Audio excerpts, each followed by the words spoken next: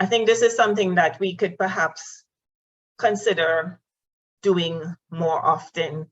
So when you have a celebration in your family or particular success in your business or a nice windfall, maybe that's the time to go click on the endowment tab and give an extra 500 US or 1,000 US or whatever you can give, because this money is basically the mainstay of the fund for the foundation. And this fund has done extremely well with a 30% income in 2021. The fund now for the endowments are invested into different instruments, but the majority of them, as you could see, being equities, some in real estate, some in fixed income assets. And this is the exponential growth of that fund in the last 10 years prior to 2021. So this is a comparison of the performance of the two funds and a little bit of repetition. So this is a report as of 2021, where the annual fund would have had earnings of 6.9%. The endowment fund grew 30.5%. The average annual 5 years prior to 21 was 5.4% growth versus a 10.3% growth for the endowment fund. And the actual growth of the endowment fund went from 483 million to 623 million. So the funds are being very well invested. So we can also invest into Polio Plus Fund, and these are in fixed income securities only. The special thing about polio is that we are actually near the end game for polio. So the funds need to remain liquid because we're going to have greater spending in this time to get over that hurdle for the final 2 countries where polio is still endemic. So this is Rotary now creating history. So whenever we give to polio, it's matched and it's growing and it's going to something very meaningful. I said fattening the purse, but I think I should have renamed it trimming the fat. So the foundation looked critically at the expenses in 2021, and they were able to cut their operating expenses by 4.4 million. Additionally, there was a one-time transfer of 15 million from the reserves and from the surplus of Rotary International, creating an additional 20 million available to the World Fund. And by reducing the amount of matched contributions to 50% and 80%, it also freed up another 7 million. So in doing this, they were able to fund more projects all the way up to the end of the Rotary financial year. So we've done all this giving. Rotary Foundation is very keen on recognizing you for your contributions, both at the donor level and at the club level. So at the donor level, once your contributions reach $100, you become per year a sustaining member of the Rotary Foundation. When your contributions towards the annual fund, Polio Plus or foundation grants reach the $1,000 cumulatively, you'll become a Paul Harris Fellow. And for every additional multiple of 1,000, you will become a Paul Harris Fellow, +1, +2, +3, there's no limit. And a Paul Harris Society member now is someone who pledges and gives $1,000 faithfully every year, but this could be to either the annual fund, to Polio Plus, or to foundation grants. When you hit $10,000 cumulatively, you become a major donor. And there are 4 levels of major donors. So this will take you up to $249,999. So if any member in our district would like to become a member of the Arch Clump Society, a mere $250,000 US will get you there. Meanwhile, as a major donor, you get a special lapel pin or pendant to wear, as well as a nice crystal display. You decide which one you want. So far, so good. So if you donate to the endowment fund now, $1,000 US will make you a benefactor of the endowment funds. And I think this is one of the areas where it's good and well to donate to the annual fund, but maybe more of us should consider donating to the endowment fund as well. So at an accumulation of $10,000, you become a Bequest Society member. if you pledge to give 10,000 or you give an outright gift of 10,000. And at a mere $1 million US, you become a member of the Legacy Society of the Endowment Fund. I look forward to seeing you. Well, just seeing your name there, because you would be featured extensively at the Rotary Foundation headquarters. So the donors can be recognized for the individual contributions, but also the clubs can be recognized. So we have the 100% Paul Harris Fellow clubs. For clubs in which all due paying members are Paul Harris Fellows, but this is a one-time recognition. For the Paul Harris Society Club, in clubs in which all due paying members contribute a minimum of $1,000 to the annual fund, Polio Plus or Global Grants within a year. So it has to be on average 1,000 per member. So it's kind of similar. So we're looking at club foundation giving club, where all members of the club contribute with an average per capita of $100, but each member has to give a minimum of $25. So for the members who give a little bit more than $100, so for the members who might be Paul Harris Fellow Society members giving 1,000, it will help to carry the club, but each member still has to give a minimum of $25 to be recognized as a foundation club. For the Rotary Promise Club, it's when they have a commitment, with each member will commit to giving $1,000 to the endowment fund. And every Rotarian every year, well, again, would be per capita $100, with each member giving $25 specifically to the annual fund. The district can also recognize the top 3 per capita in the annual fund.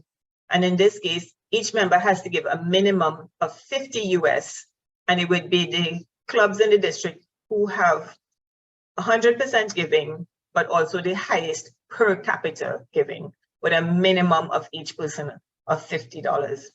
For the Rotaract gift giving certificate, they can contribute $100 or more to the Rotary Foundation, and they will get a certificate. So we've given this money. We've been recognized for the money, or they've invested the money nicely. Now it's time to spend the money as well. So the spending comes into main categories of grants, and our main ones will be the global grants, district grants, and the disaster response grants. The global grants tend to be larger, greater than $30,000 US dollars, larger scale, sustainable, measurable, and they're matched. And our next talk is on grants. District grants are smaller, tend to be single payment, and they align with the areas of focus. Disaster grants, of course, would be in relation to and response to disasters. And I could think of more recently, the volcanic eruption in St. Vincent. Now, not all responses to the disaster would have necessarily involved a disaster grant, but if there was a road to be rebuilt or something significant to be done, this is how you can draw on the disaster funds. So in alignment with the spending, we generally want spending on projects to be in alignment with one of the 7 areas of focus. And we should all know them by now, of course: peace building and conflict prevention, disease prevention, water sanitation and hygiene, maternal and child health, etc. So in looking through the district information, I tried to find projects that were grant-based and related to the Rotary Foundation. Now, not all the projects are identified as such. One of the projects that we did on peace and conflict was Youth and Peace in Action, but I'm not sure that this is actually a grant-based project. We also have disease prevention and treatment, and the major project of the district would be childhood obesity prevention. Again, not necessarily a grant-based project. We have water sanitation and hygiene, where lots of clubs within the district have tried to improve water. We have basic education and literacy in Antigua. We do have a grant-based project called Computers for the World, in which every year we partner with Bellevue Breakfast Club, and it is a global grant funded project. And they install and have created computer labs in every secondary school in Antigua. So in terms of environment, I came across this on the district website where they're looking to on the impact of climate change. So programs of scale are one of the newer instruments, and they're much larger, multi-year projects, and they have to be impactful. They're going to use long-term resources with a lot of coordination between experts in RI or identified by Rotary International measurable. And there's only one such program of scale project currently, which is to try to create a malaria-free Zambia. So if any of you are thinking of any massive projects, this would be something to consider. The application for it does take some time, and it's a tedious process. The Rotary Club of Antigua Sundown donated medical equipment. What they did, they asked the community centers, clinics, what they needed, and actually then provided them with those things. So there was this, I want to say, fairly attractive middle-aged female who took a flight from Antigua to London, and halfway across the Atlantic fell and broke her ankle. She had to go back to Antigua to have surgery and required to be non-weight bearing for at least 6 weeks, 8 weeks. And guess who she got the wheelchairs from? It was the Sundown's availability of wheelchairs and crutches that allowed her to have something to use. And I want to say that this young lady is me, Sharon Cordner. So as many years I've been a Rotarian and giving, and happy to be a major donor level 1, I never would have thought that I would be on the receiving end of Rotary's generosity. So you never know when you give where this money, when you're going to need it, or somebody in your family or somebody who you know will be on the receiving end. So in summary, we want to see that the foundation is a charitable arm of Rotary. The funds are extremely well managed. The success of the Rotary Foundation is dependent on our continued support, both in terms of financial contribution, but in terms of your sensitivity to the needs of your communities and being able to conceive and execute meaningful programs. And I'd like to end by saying, let us all continue to create hope in the world. Thank you. Avez-vous des questions?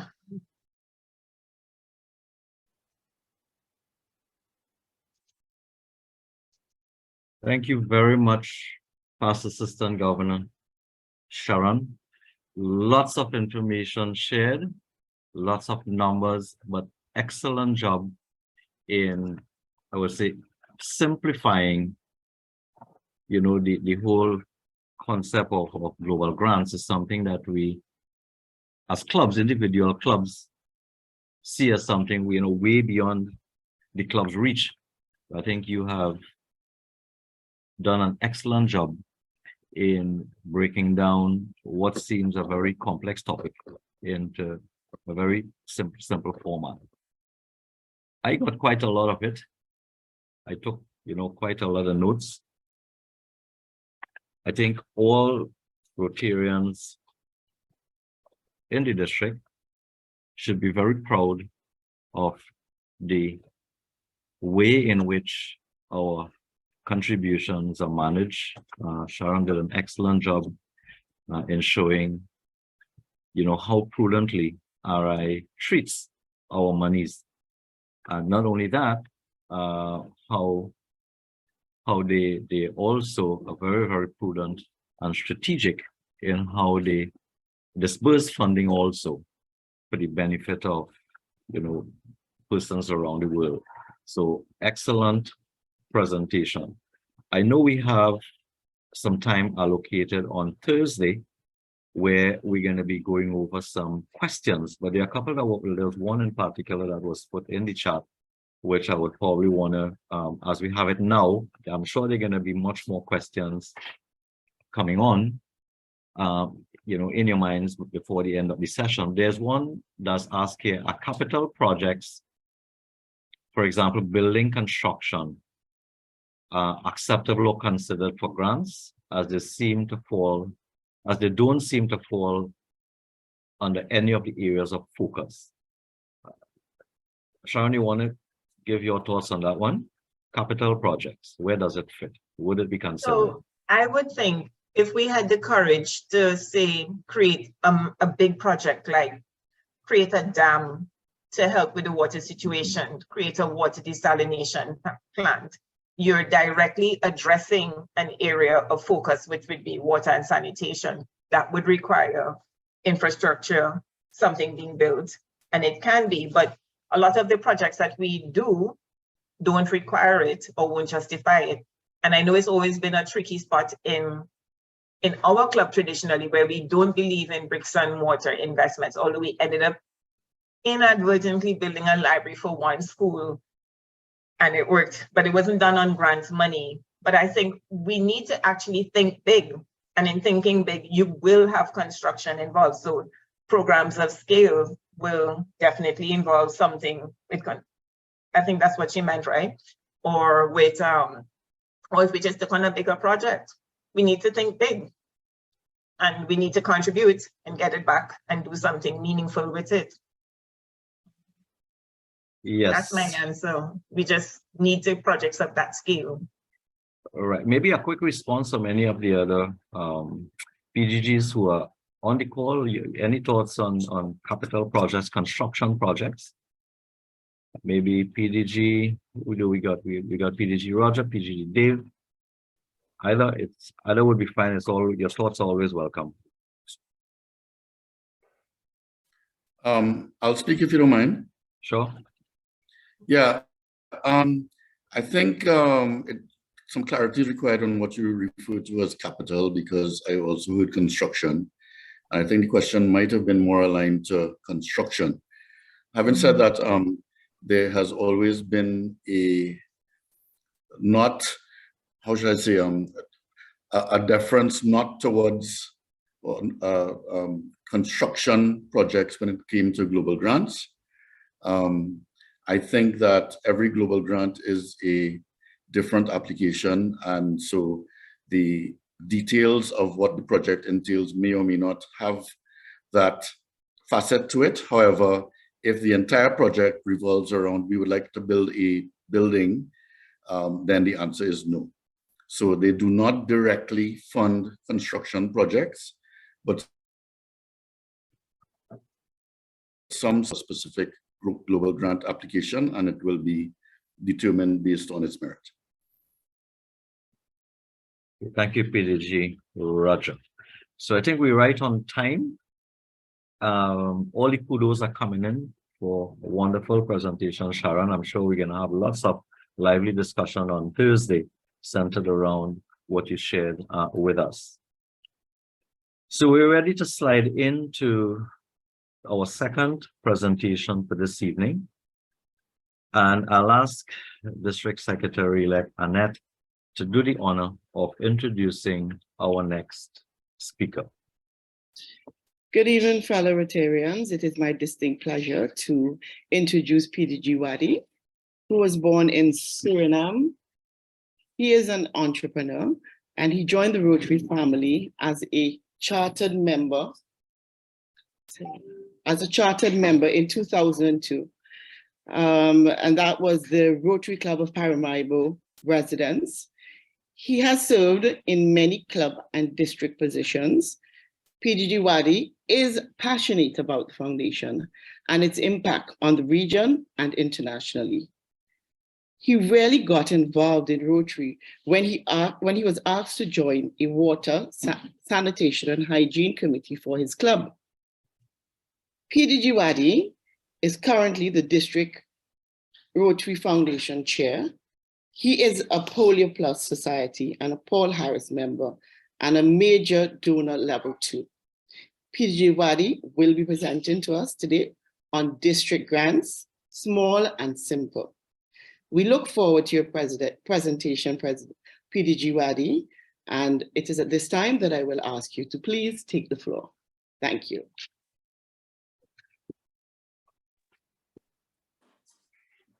Thank you, District Secretary-elect Annette. Thank you for the introduction. Good evening, all protocols observed. And may I thank Sharon for her wonderful presentation about the Rotary Foundation. Thank you. So tonight's presentation is about district grants, and the subtitle for this one is Small and Simple.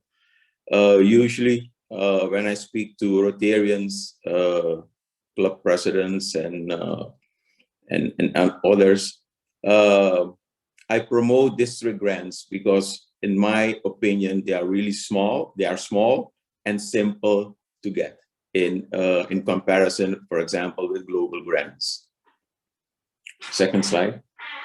Next slide. So as already said, district grants are small-scale projects. They're addressing immediate needs in the local community. And one thing I want to stress is that it's a matching grant from the district. At least because what happened, why I'm saying this is because, for example, last year we had applications for, let's say, a budget of $29,000 US.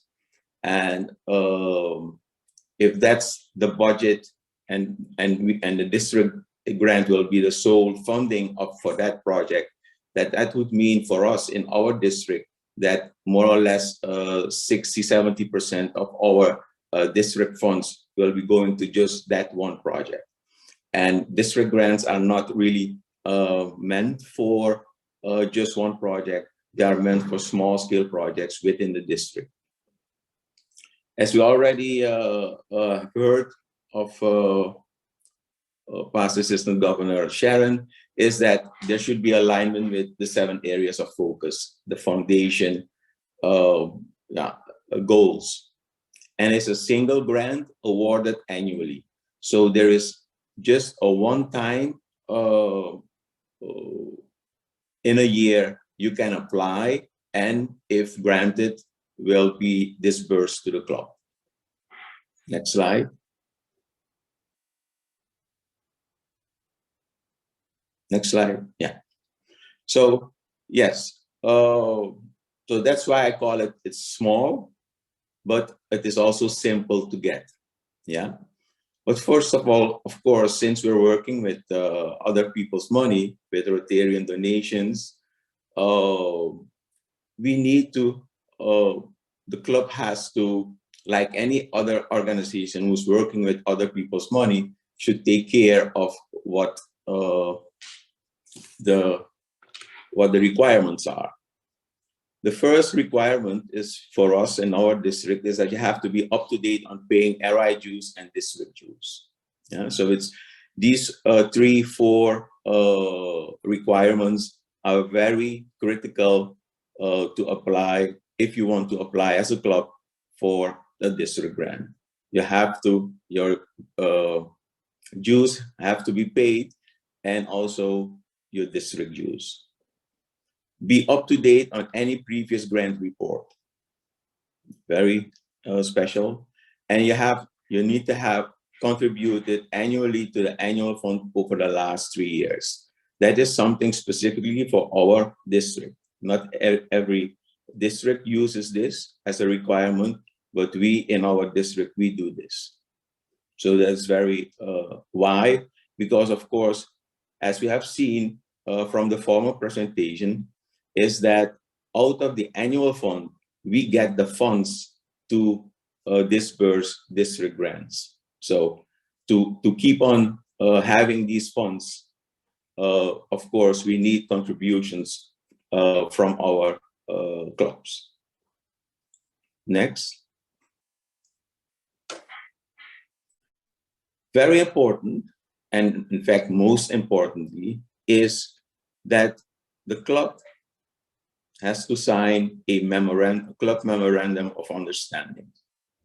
And it has to be signed by the club president and the president-elect. So the current president and the incoming president, they have to sign this MOU, Memorandum of Understanding, with the district.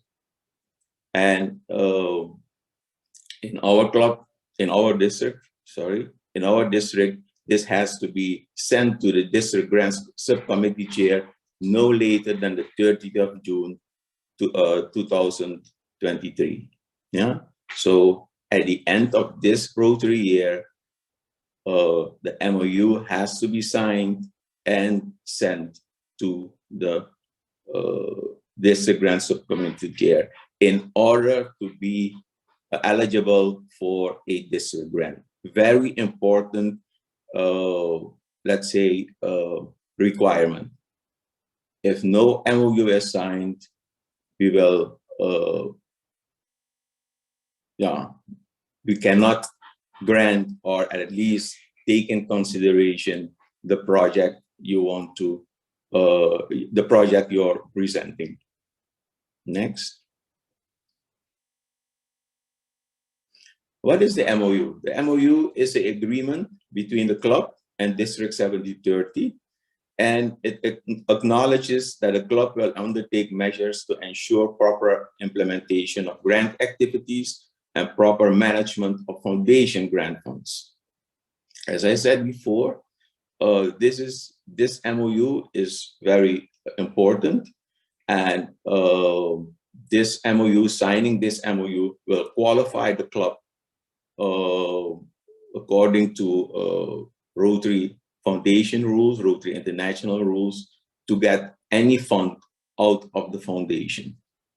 Because proper implementation of grant activities, for example, if you're asking for a, your proposal is about, let's say,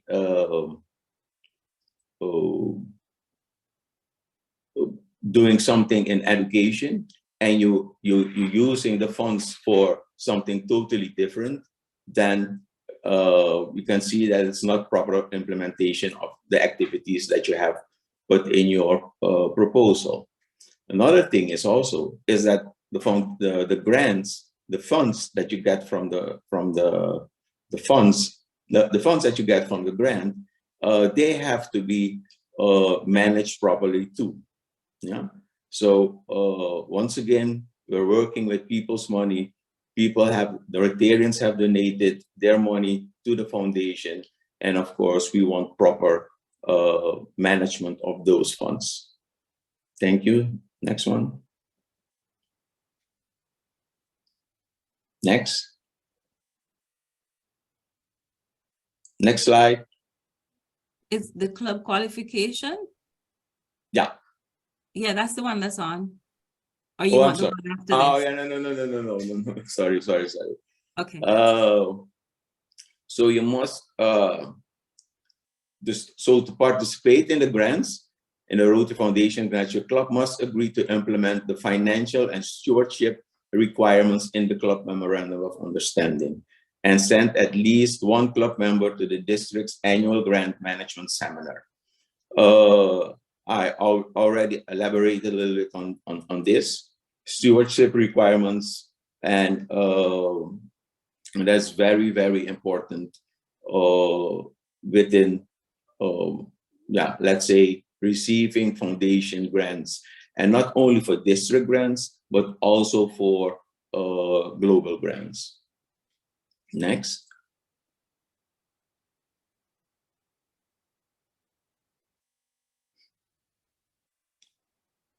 Part of this stewardship is the club must have a written financial management plan, which shall include procedures to maintain a standard set of accounts, include a complete record of all receipts and disbursements of grant funds. In fact, this seems, all these, let's say, requirements seems,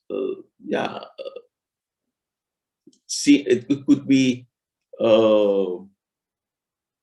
give you the feeling that there are a lot of requirements. But I want to stress once again that once we are using funds from the foundation, that we need to have proper procedures in place for our for the financials, for the funds we're using. So that's why any club, and in fact, any organization, any good running organization needs a written financial management plan. So it's not really something new. It's just something that is stressed by the Rotary Foundation for using, yes, donations from Rotarians. Second, next one.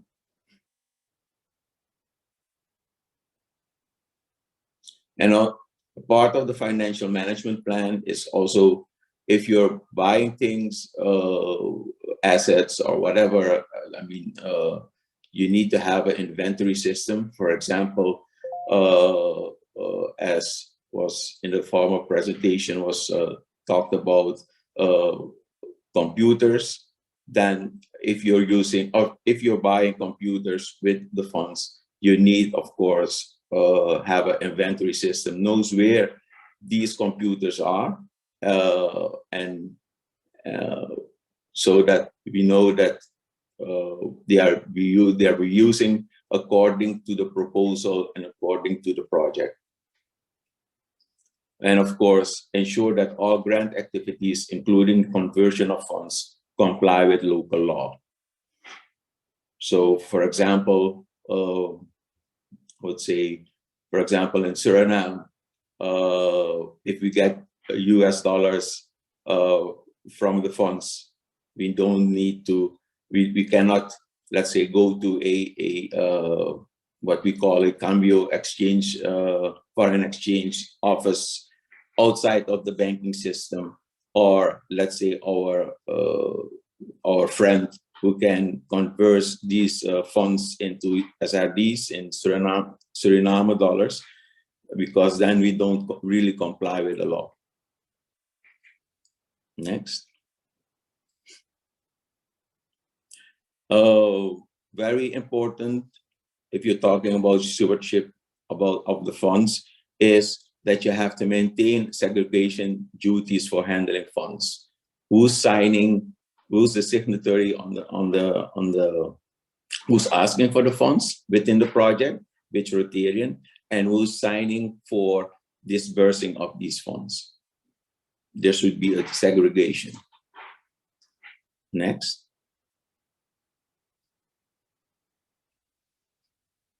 Upon successful completion of all these qualifications requirements, the club will be qualified for just 1 year. So every year there is a qualification process, yeah, and to maintain that status, the club must comply with a signed MOU and additional district requirements and Rotary Foundation policies, yeah. The club is responsible for the use of funds for club-sponsored grants, regardless of who controls the funds. So in the end, it is the club. It is not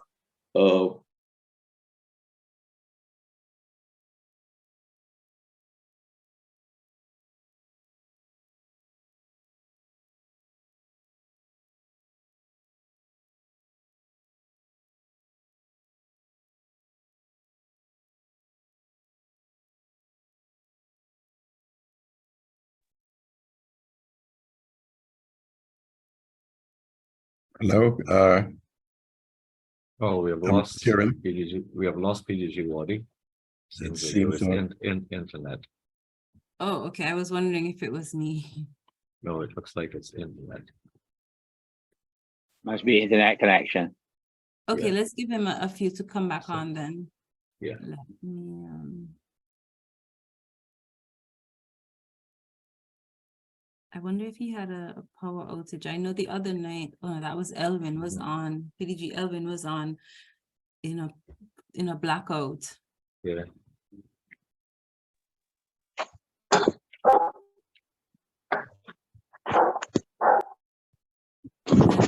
Try calling him and then I'll update y'all in 2 minutes. Okay.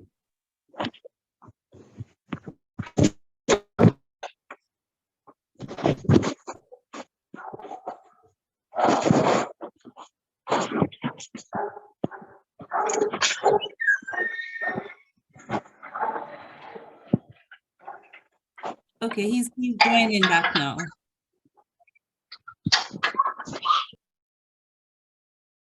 Welcome back, PDG Wadi. I'm so sorry. I'm so sorry. All of a sudden, I was out of the meeting. I don't know. This must be Murphy's laws. I don't know. Okay, let's continue. So once again, qualified status for 1 year. You have, if you want to maintain qualified status, you must comply with the signed MOU, all the requirements in the MOU. And very important is that the club is responsible for the use of the funds. So anytime the foundation or the district will go back to the club, if there is something with regard to the funds, and the club will be responsible, not Rotarian A or B, who are maybe the project leaders. Next slide.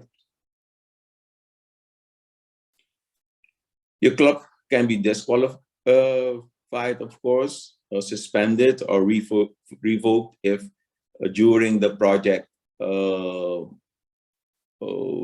misuse or mismanagement of the grant funds is happening. The club must report any potential and real misissue or mismanagement of grant funds to the district. So once again, it's a club issue. It's a club responsibility to make sure that stewardship is adhered to with regard to grant funds.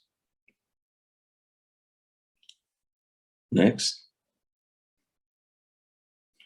Okay, and now the grant application form.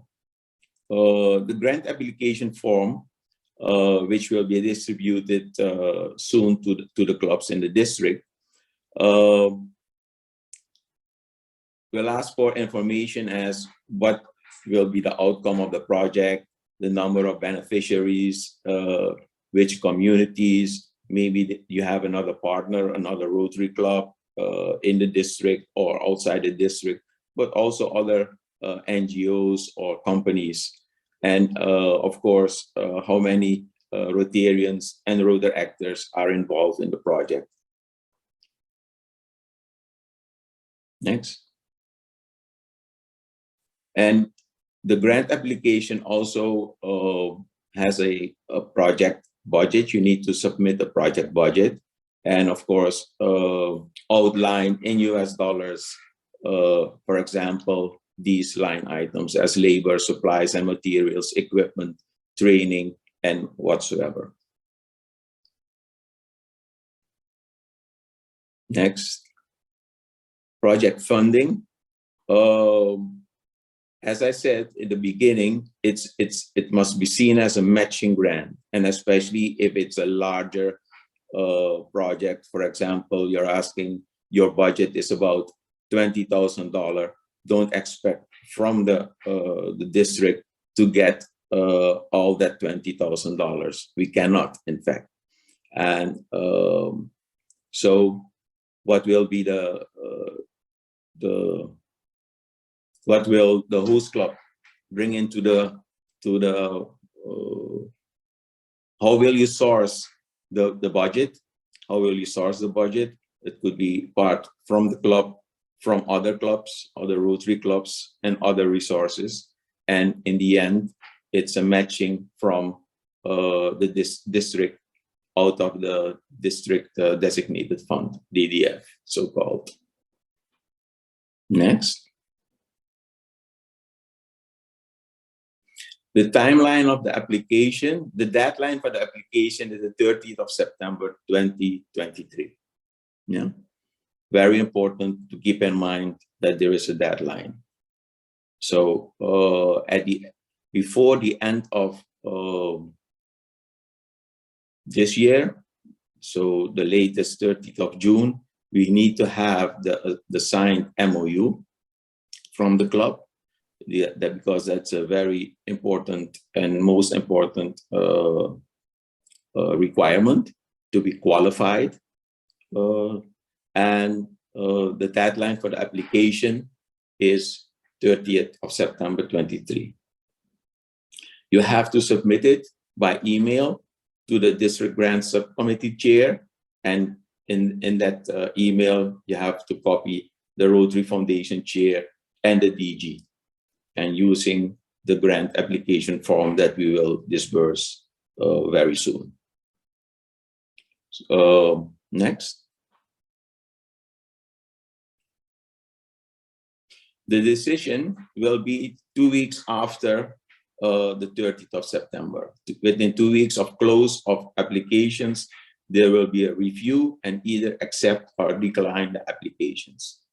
And the District Grants Subcommittee Chair shall notify the club of the decision, either a acceptance or a decline of the application. Next. What happens is that when the approved district grants, they are, the DG will then, let's say, have a, apply for a block grant to the Rotary Foundation.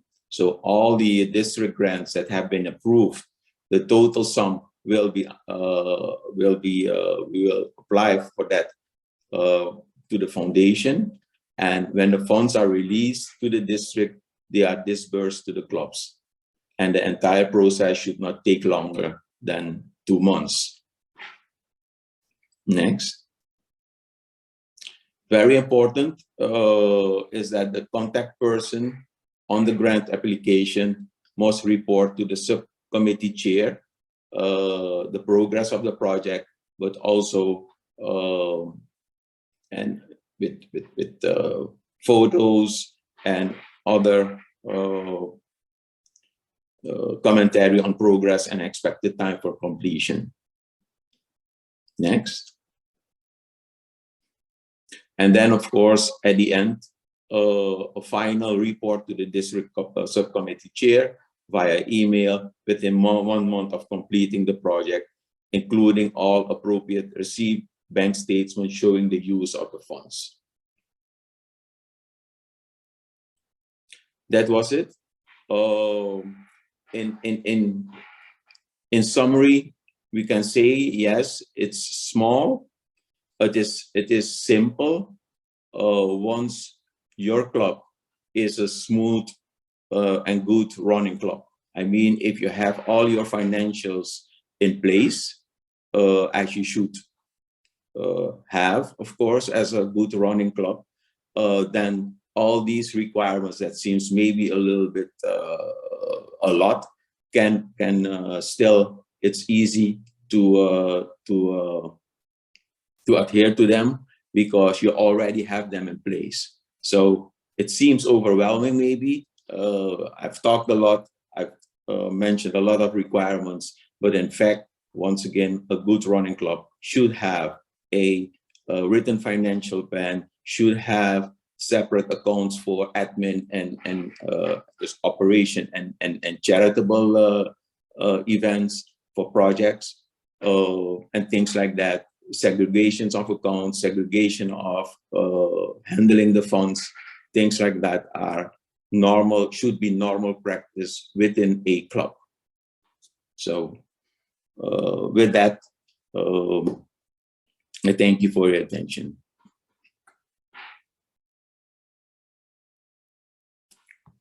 Thank you very much, PDG Wadi.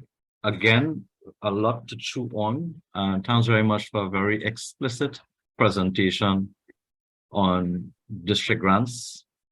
I know we have heard many presentations before on district grants, but this, you know, is maybe as simple and concise as what we would have heard before. And I'm sure it has inveigled many people to, you know, to think about district grants, maybe that as they would have never done before. So we came in a few minutes earlier. So maybe there is one question that we can take, and then we're going to move on to the next item. And that is, when's the next, you mentioned one of the requirements being each club must be represented at the district grants seminar. When would be the next seminar? This is something that we still have to decide.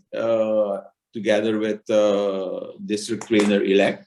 Of course, there was also in the Learning Center, there's a grant seminar, and sometimes district will take, will say that is enough if you can show proof, if you can prove that you have done that grant seminar. But still, it's a decision the district has to make, the district leader team has to make, and but shortly we will advise the club what exactly will be happening.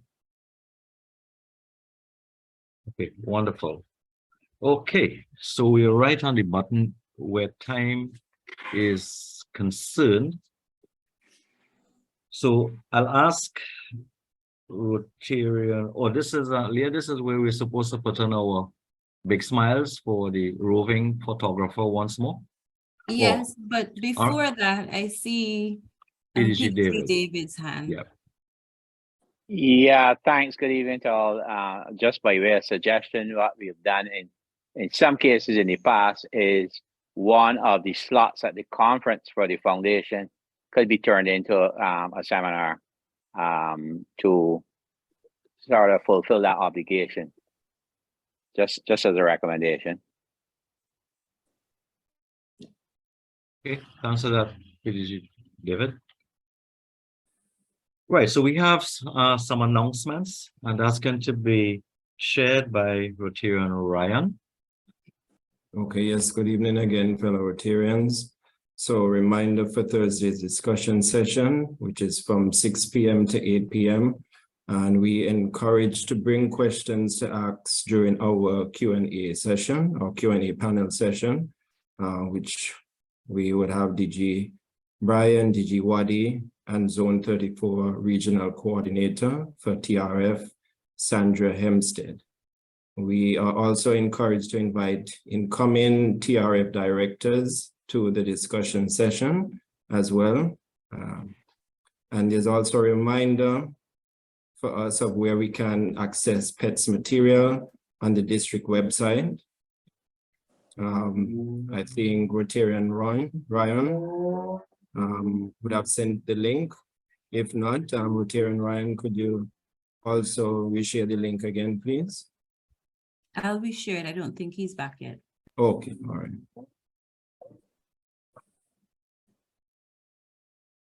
Back over to you. Thank you, Kazi. Thank you very much. Right, and just remember, as you would have experienced, for those who would have attended and participated in the discussions, a lot of useful information is shared. Lots of good experiences are shared amongst members from the different clubs. So it's really a tremendous learning opportunity and environment that you don't want to miss out on. That provides, a really, really good way to wrap up the topic. So we look forward to seeing all of you, those who may not have attended, who you know would not have attended today for whatever reason, if you can also encourage them to attend. So as we wrap up today's session, Leah did put in the chat a link to access the materials. So I know it was a lot to take in today. You could have only, written your notes at that speed, but much more came your way. So please make use of the link and the information that's posted. So as we bring today's session to a close, I would ask DGE Brian to do the honor of sending us off.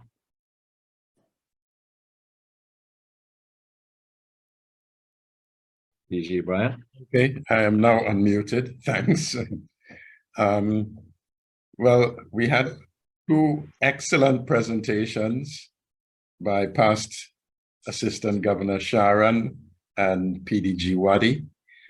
Very informative and very well delivered. And I think from the comments that I'm seeing on the chat, it was both presentations were very well received. And Sharon is showing us her pet. So to everyone, have a good night. thanks for joining us. And as Avi said, let's try to encourage more participation next week. Participation was good this week, but not good enough. We need everyone on board. And well, not next week, Thursday. So have a good night, everyone. Thanks for attending, and see everyone on Thursday.